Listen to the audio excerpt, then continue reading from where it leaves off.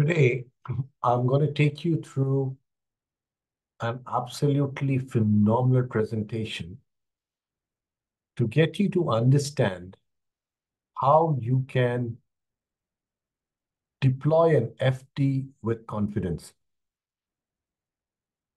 I will take you through each one of these steps through several animations that I've created, and I hope that you would get the understandings of the fundamentals of how you can confidently place a flow diverter in almost any complex situation in the body. So to understand this, the first thing you have to understand is how exactly is a flow diverter mounted in a catheter or when it comes to you. So technically remember one thing, that this plastic little tube will be the cartridge into which the flow diverter is loaded. If you deploy it, there will be a wire at the distal end in most of the flow diverters. They have a little restrainer, which is almost like a little very, very thin cup, if I can use that word. It's called a petal. And then you will have the flow diverter, which is sealed inside or packed inside the tubing. And then finally, you will have these two markers out here, which basically is this point, which is the point at which the flow diverter is held back in place so that you can resheath it during deployment or when you feel that you have to reposition the flow diverter. So get this point, these two markers are very important because this marker is the point of no return. When you unsheath the catheter or you push out the flow diverter inside the body, once you cross this point, then you have to deploy it. There is no way out. Now let's go ahead with understanding this a little better. If the pink is your blood vessel and the blue is your distal access catheter, then the yellow here becomes the microcatheter. Typically, the microcatheter for large vessels is a 027 microcatheter, like an ST27 or a Headway 27, or any of those in that league, or a Phenom 27. At the tip of these microcatheters, you will have a mark right over here, which is at the distal end. Now, this is given so that you can know that the tip is exactly where you want so that you can retract it or sheath it or unsheath it. Within this, once you have the flow diverter running, you will see the guide wire exiting out. Along with it, there are two markers, the proximal marker and the distal marker. Remember, the proximal marker lets you know that you have reached the point of no return, and after which you have to mandatorily deploy the flow diverter. So if you want to do any of the techniques that will be described in this presentation, all of them have to be done before you reach this point. On the other hand, after deployment, there's another set of maneuvers you can do to get better apposition between the wall. Now, when you reach the target site, you go a little beyond it and you pull back on the catheter. Have you got it? It's very important that you understand that the step is you actually pull back from this position. And what happens is you'll see the flow diverter look almost like a cigar because it's held by those two little cap or the little edge that you see, which keeps this in place. Typically, as you withdraw a little more, the flow diverter will shorten as it opens and takes a shape that looks something like this. Now, it always need not be so. So let's have a look at this point which I talked about. Sometimes it does not open this easily. And then it can be challenging, especially if you're at the internal carotid artery very close to the bifurcation, where actually maneuvers can be a little more difficult. So what I typically do is I do the unsheathing for the first time in the middle cerebral artery and check whether this opens up. If it doesn't open, then I would push the microcatheter forward once again in the sheathing movement where you fix the mandrel and you move the micro forward. So you can see what happens out here. It actually comes and opens out these petals further. And as you push it a little more, it actually folds the petal in the reverse direction. Now, once this has happened, if you withdraw the microcatheter, you will see the flow diverter always open. So what I would do at this point is I will resheath it, then come close to the target position, keep it maybe 5 or 6 millimeters distal to the target and start unsheathing the micro to get this much, much closer to where I want it to be. I realized that by pulling a partially open flow diverter, it tends to stretch, and sometimes getting the position is a little more difficult. What is the next step? Once you've got this, you start gently pushing out the flow diverter with the mandrel. So what happens now is you had this in this position.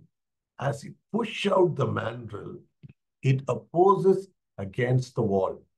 And this is what you ideally want. So you can push out a little more. As you push out a little more, the catheter actually moves backwards. But the apposition, again, may not be perfect. So now how do you oppose the flow diverter to the vessel?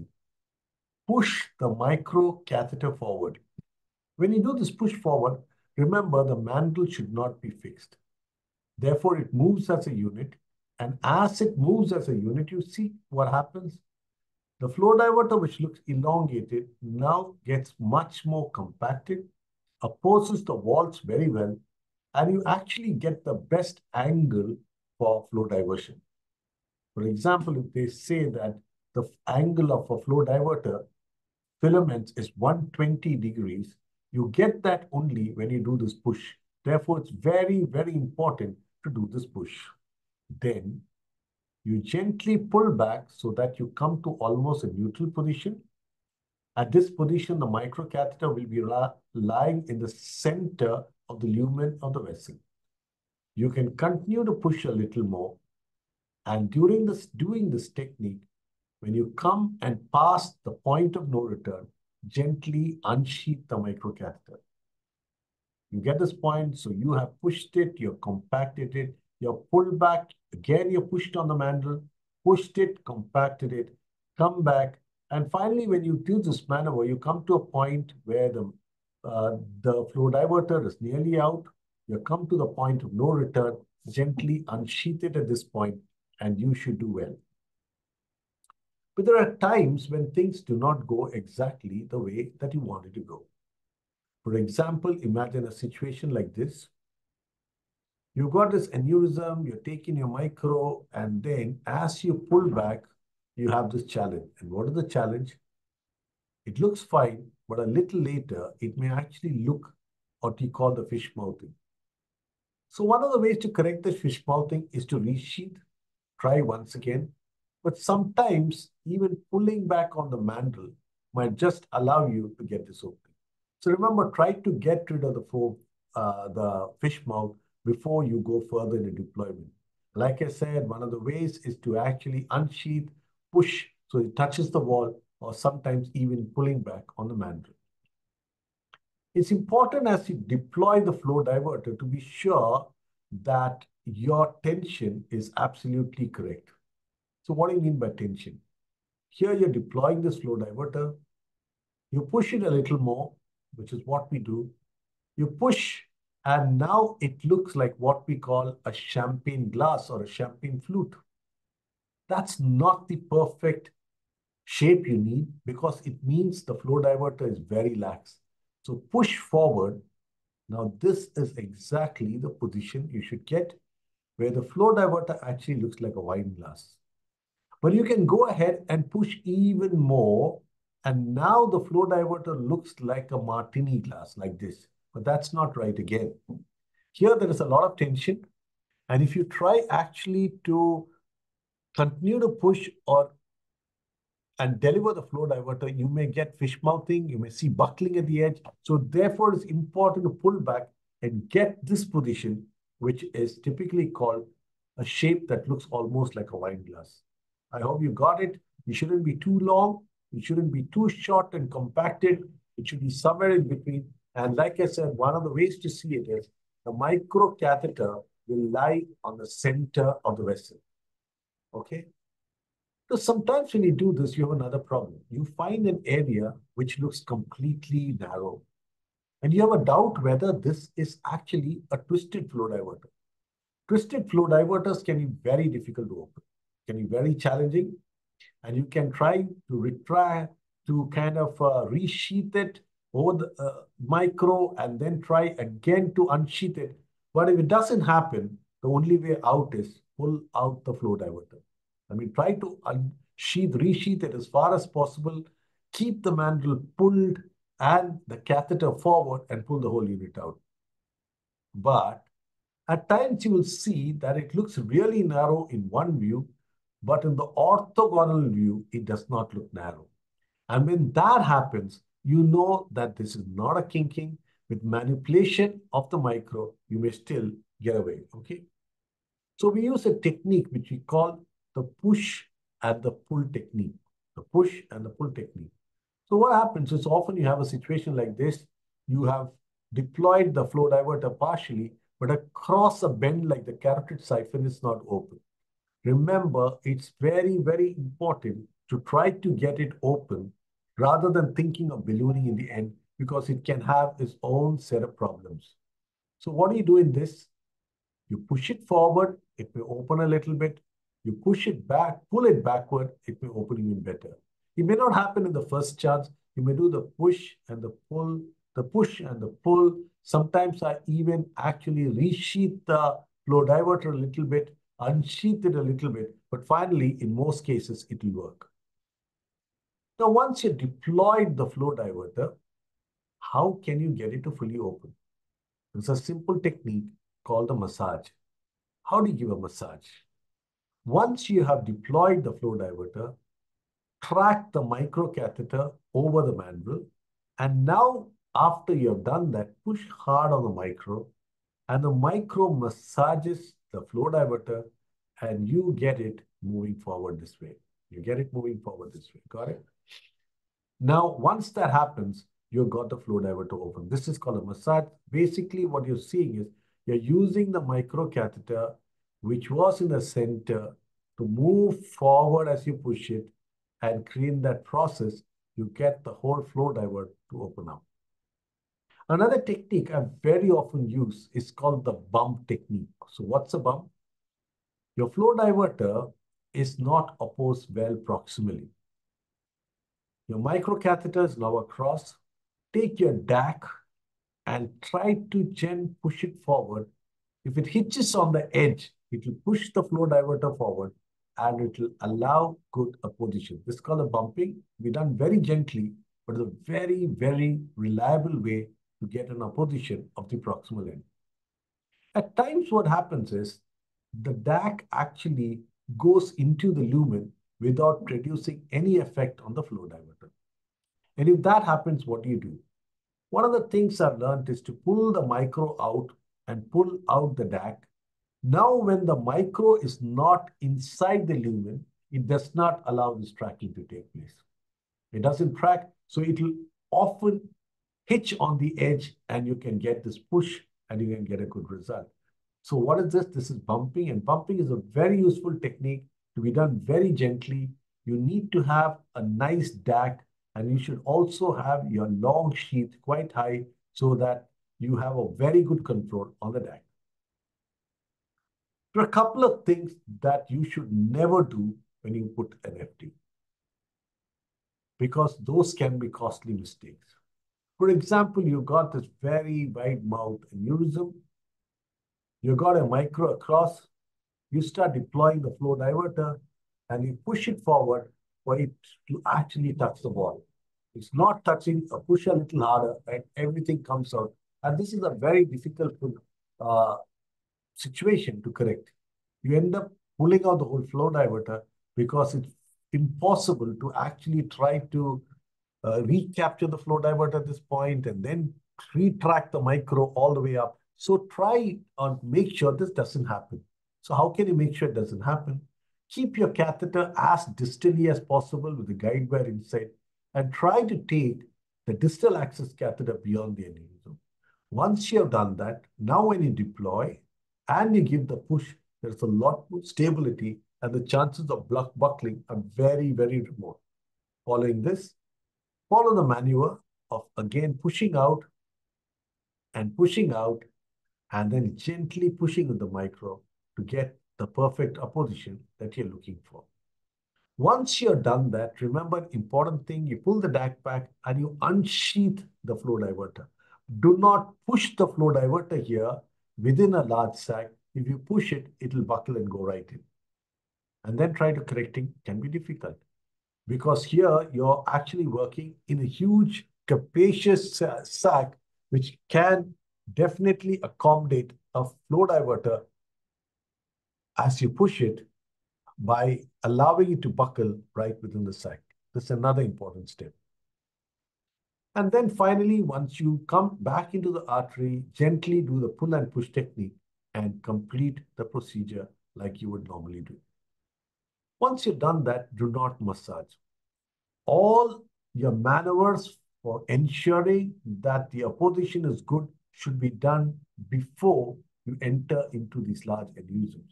The problem when you do the massage is you can push the whole flow diverter out as you push hard on the micro, and it can be a disaster again.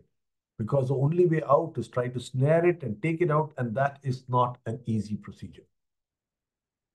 So now that you understood this, let us look at a few maneuvers as it happens on fluoroscopy. This is an IC aneurysm. It's got a wide neck measuring about 8 millimeters. You can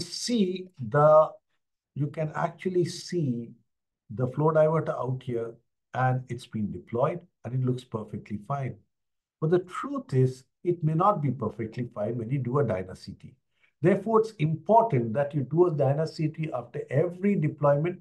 We use dilute contrast of around 30%. Make sure the apposition is right because you can correct it when you're inside.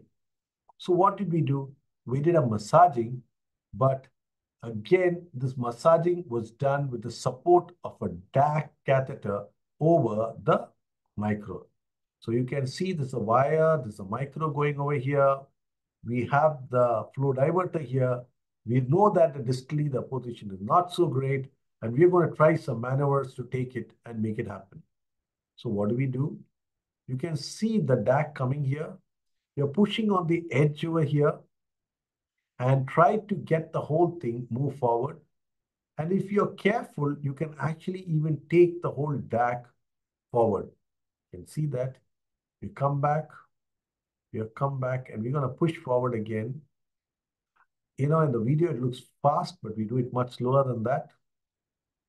And then we keep doing that, and we actually finally get the apposition that we're looking. So it's massaging with the micro, giving these bumps with the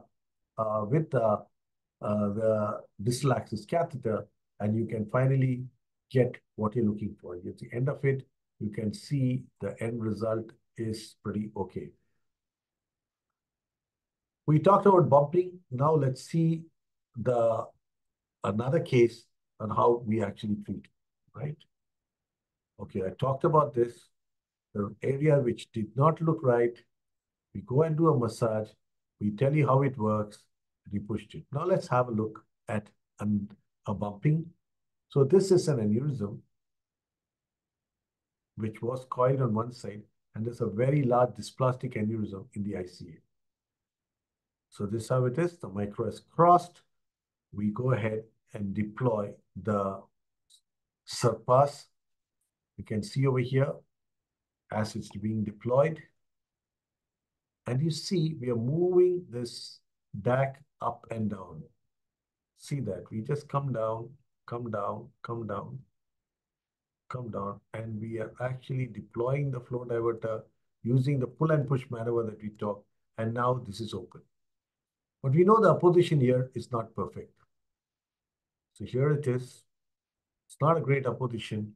You can see the gaps between the struts of the flow diverter and the vessel. You do a dyna CT, you clearly see that there is lack of apposition in these areas. So what do? We have got the flow diverter here. We take the DAG and see the thing, we're going up here. This is the place there's no apposition. We try to push, it's not working. We pull it out, and now without the micro, you can see how it's touching the top edge of the horizontal part and allowing us to actually expand the flow diverter so it does a perfect job. I hope you can see this. And this is also very, very well demonstrated when we do this on a blank roadmap, and I'll show that soon. It is a very good technique. So have a look at this. This is a blank roadmap, looks white. As we move it, you can actually see the line move. What is the line? This is the flow diverter expanding and going up. So you are really bumping it with the DAC and achieving. Have a look again. Here is the movement as he pushed the DAC up. And now you see you got a perfect apposition and everything is good. Here's another example where we're going to do a bump. You can see the flow diverter over here. So we just take this. Can you see how we go ahead and we gently push and we gently push and pull with the tag? And this bumping is a very, very good procedure. Remember, sometimes when you do these maneuvers with catheters not moving, you come to the neck and have a look. You actually may have a loop out there. You can see that going on, the bump, and you can get perfect apposition by doing this technique. Here it is, the improved apposition that we finally got. And of course, here's another patient with a wide neck paraophthalmic aneurysm. Looks pretty straightforward. You do the procedure, you open it, and here you do the push and pull, which we have described so many times by now. You can see the deployment taking place. You're pushing out the flow diverter now in the straight segment. We're coming into the siphon where you have to do a unsheathing push-pull maneuver because across the bend, it can be difficult at times. So you see that there is the platen-looking flow diverter. So we pull and we push and we pull and we push. See that? We are pushing out the flow diverter and pushing out the flow diverter. Same pull and push, push, push the whole micro forward so that you get the thing to expand. And in the end, you will actually get the whole thing done. Now look at it, and you've got this whole thing open, looks perfect. And then we want to make sure that the proximal end is also very well opposed. So we do the bumpy technique. You can actually see it. You can see this. We're pushing on the edge, and you can actually see the flow diverter shorten a bit as it gives perfect opposition. So it may look normal in an angio, but in a dyna CT, you'll see the position is not good. And gently, gently tabbing is a great way to ensure that you have opposed the way.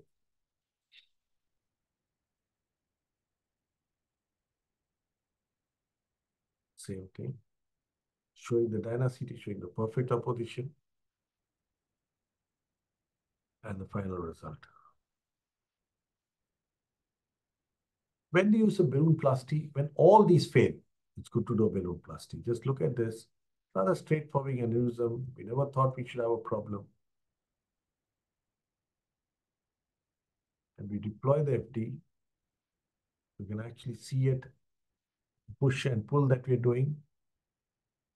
But at the end, with all the push and pull, you can see a significant narrowing in the proximal third.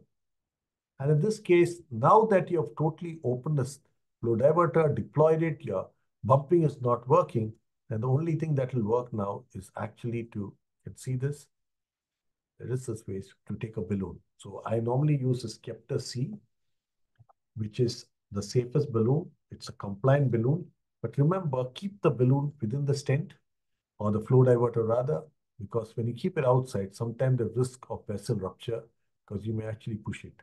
So here it is, we use the balloon, you open it, and the end result is a perfectly positioned flow diverter. So that is another maneuver that we would go. And look at the final angio, the perfect result with no place of compromise. So what do you learn when you want to deploy a flow diverter? There are many techniques. You first unsheath, then you push, then you pull, then you massage, then you bump, then you balloon. You got all these, and you do not know what combination will work when. So you start with something, it doesn't work, change over to the other one. Deploying a flow diverter is almost like a relationship. You never really know what will work this time. Thank you so much for listening, and I hope that you could understand the fundamentals of how you can actually deploy a flow diverter without much of a problem.